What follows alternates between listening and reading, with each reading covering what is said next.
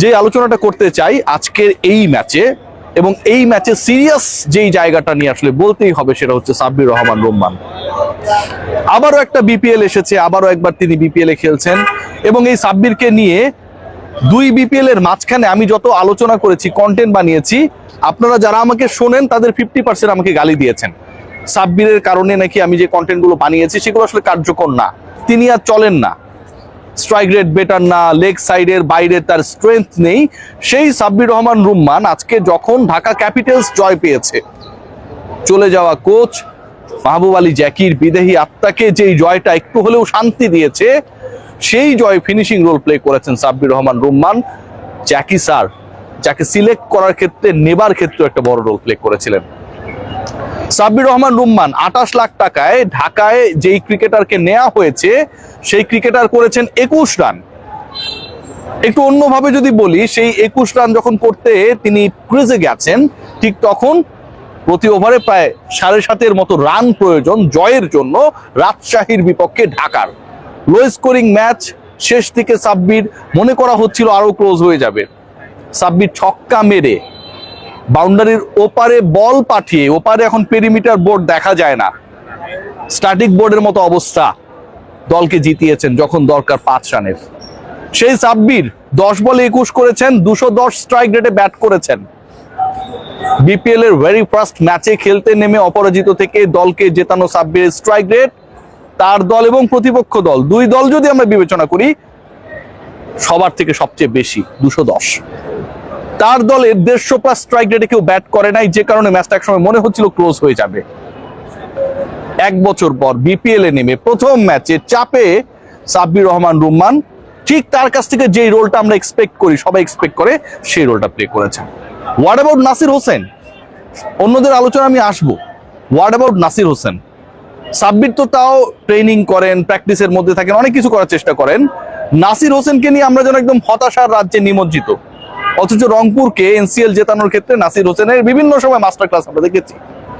নাসির হোসেন আজকে 2 উইকেট নিয়েছেন, যেই 2টা উইকেট নিয়েছেন সেই 2 উইকেট আসলে মেরুদণ্ড, ব্যাটিং এর মেরুদণ্ড ভেঙে দিয়েছিল আজকে রাজশাহী ওয়ারিয়র্সের যেই দলটা গতকালকে 190 চেস করছে। I am repeating, Nasir Hossain bat করতে নেমে 22 বলে 19 করেছেন।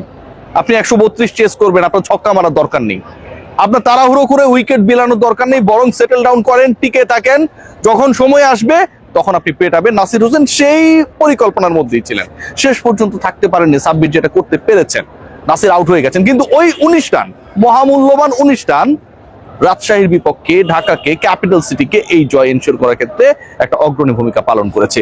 আজকের পুরো ম্যাচের সিনারিও যদি আপনারা দেখেন, কোন জায়গায় আসলে এই ম্যাচটায় ঢাকা জিতেছে, কোন জায়গায় এই ম্যাচে আসলে বড় একটা রোল প্লে করেছে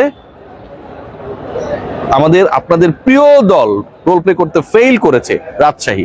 নাজমুল হোসেন শান্ত ছাড়া কনভিন্সিং ব্যাটিং কেউ করতে পেরেছে? আপনি যদি স্কোর কার্ডটা দেখার চেষ্টা করেন, সাহিবজাদা ফারহান তিনি আউট হয়ে গেছেন, প্রথম বলে আউট হয়ে গেছেন। Tanzid Hasan Tamim again started good but finishing not that, 15 বলে 20 রান করেছেন। ইয়াসির চৌধুরী রাব্বি 44 লাখ টাকায় এই দলকে রাজশাহী কিনেছে।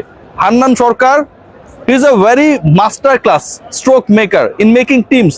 আবাহনীকে তিনি চ্যাম্পিয়ন করেছেন প্রিমিয়ার লিগে, ডেফিনেটলি, যে আবাহনীকে কেউ গোনায় ধরেনি। কিন্তু হান্নান সরকার, আমার প্রিয় হান্নান ভাই, কেন ইয়াসির চৌধুরী রাব্বিকে প্রথমত মুশফিকুর রহিমের আগে ব্যাট করতে পাঠালেন, এটা নিয়ে আমার একটা বড় প্রশ্ন রয়েছে। দ্বিতীয়ত, তাকে দলে নিলেন কেন? 15 বলে 13 রান করা ইয়াসির চৌধুরী রাব্বি পুরো মোমেন্টামটা, মানে মিডল অর্ডারের মোমেন্টাম নষ্ট করার ক্ষেত্রে একটা বড় রোল প্লে করেছেন। মুশফিকুর রহিম আজকে ফেইল করেছেন, ওভাবে করতে পারেন নাই। 23 বলে 24 run according to the strike rate কোনোভাবে অ্যাকসেপ্টেবল না। এবং শেষের দিকে আমার কাছে মনে হয় যে এই ধরনের ফিনিশিং এক্সপেক্টেড ছিল, সেটা ঢাকা আজকে ডেলিভার করতে পারে নাই। কেন পারে নাই? দেখুন, আপনি যদি নাসির হোসেনের 2টা উইকেটের দিকে তাকান, তাহলে 5ম ওভারে নাসির ফিরিয়েছেন তানজিদ হাসান তামিমকে, মানে আপনার পাওয়ার প্লে এবং রেস্ট অফ দ্য ওভার্সে প্রতিপক্ষের বোলিংকে গুড়িয়ে দেওয়ার জন্য আপনার সবচেয়ে কার্যকর অস্ত্র যিনি, তাকে নাসির হোসেন কিন্তু আউট করেছেন, নাসির ভাই আউট করে দিয়েছেন। এবং যখন মুশফিকুর রহিম খোলস থেকে বের হবেন, প্ল্যান করবেন, লাস্ট 5 ওভারে পেটাবেন, ঠিক তখন 16তম ওভারে মুশফিকুর রহিমকে নাসির হোসেন ফিরিয়ে দিলেন।